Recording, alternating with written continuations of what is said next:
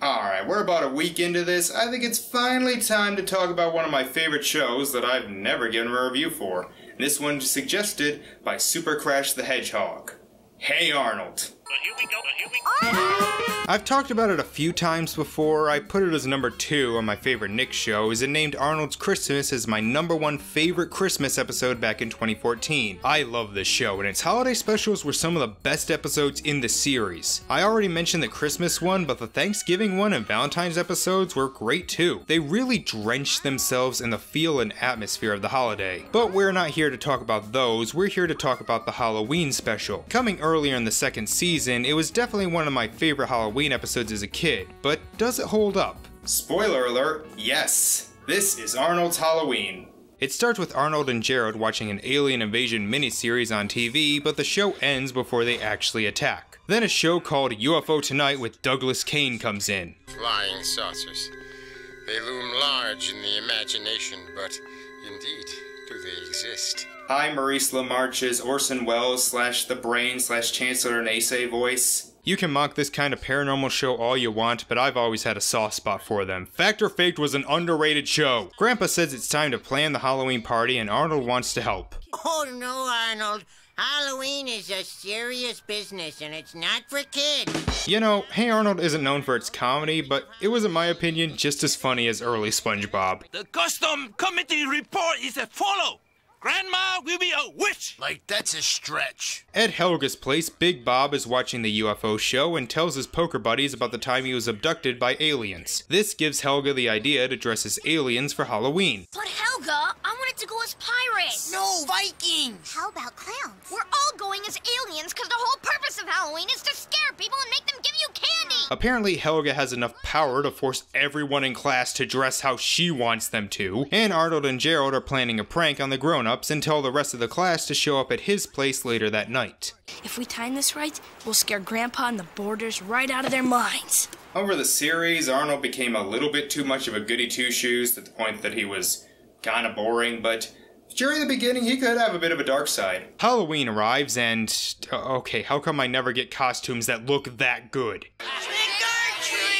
Oh, you all look so adorable. Why don't you help yourself to some worms and cockroaches?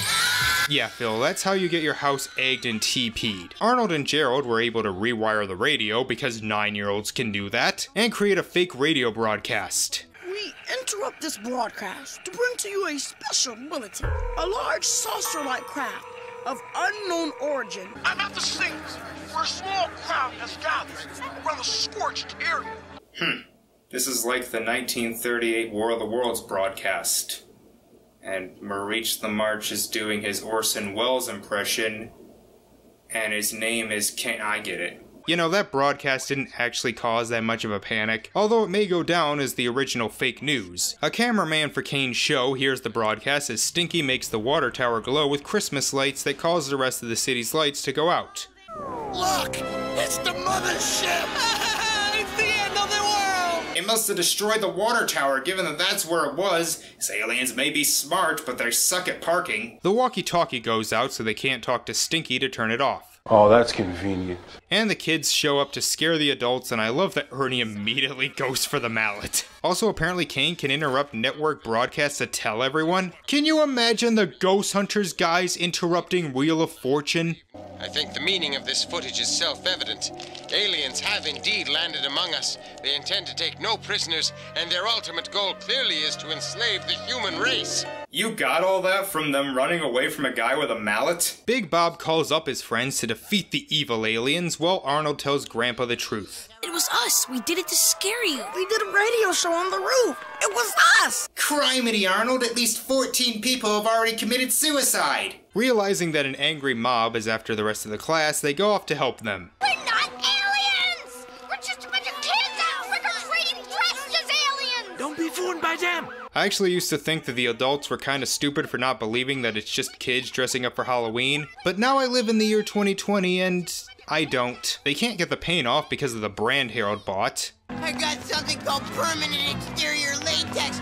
They make body paint that's permanent. That's just a bad idea. And personally, I'm offended by the show having characters in gray face. You know, as dumb as everyone is for believing it, there is a real sense of panic. Like, it makes you think how scary it would be if this actually happened. Also, have I mentioned yet that Spielberg's War of the Worlds is extremely underrated? Yes?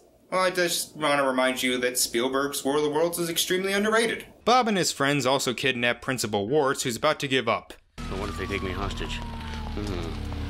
Oh, I'll offer to lead them to the children. You're a bad principal. The kids make it up to the water tower and find Stinky, who tells them about the prank. You mean this whole alien attack is a prank? Arnold! Did you hear something just now, Gerald? No. That was always my favorite running joke in the show. Here's the plan. You see these beepers? Yep. I've strung together 6 dozen of my top-of-the-line model and wired them to an egg timer.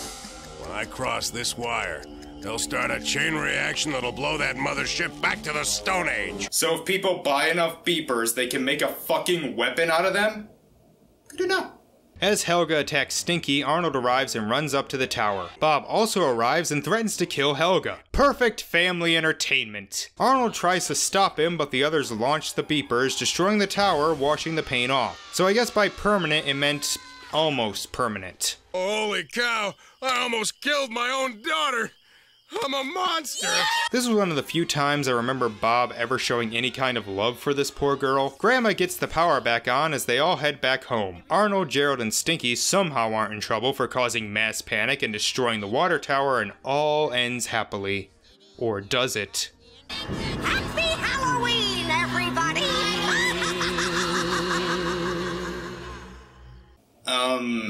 I guess. I don't know. I never really cared for these weird, spooky stingers at the end.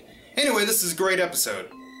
Like other Hey Arnold episodes, the atmosphere is so thick you can cut it with a knife. The animation, the voice acting, the music, it all creates a good mood that just says Halloween. And I like the story. While it does have a few contrivances just so it could happen, it does lead to a lot of fun comedy, and it's a great parody of the 1938 War of the Worlds broadcast. It gets the hysteria, the end of the world feel, while still being funny. And it's nice to see Arnold making a mistake instead of just being the perfect voice of reason. It's not my favorite Hey Arnold holiday episode, it doesn't match the Christmas one or even Thanksgiving one, but I still give it an 8 out of 10, and for the Halloween scale it gets a 9 out of 10. Definitely want to check out this month. So tomorrow we're going all the way back to the 80s to look at a popular cartoon based on a popular movie. See you What the hell?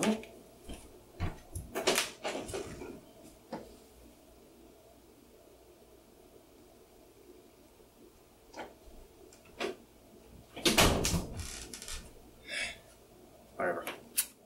See you then.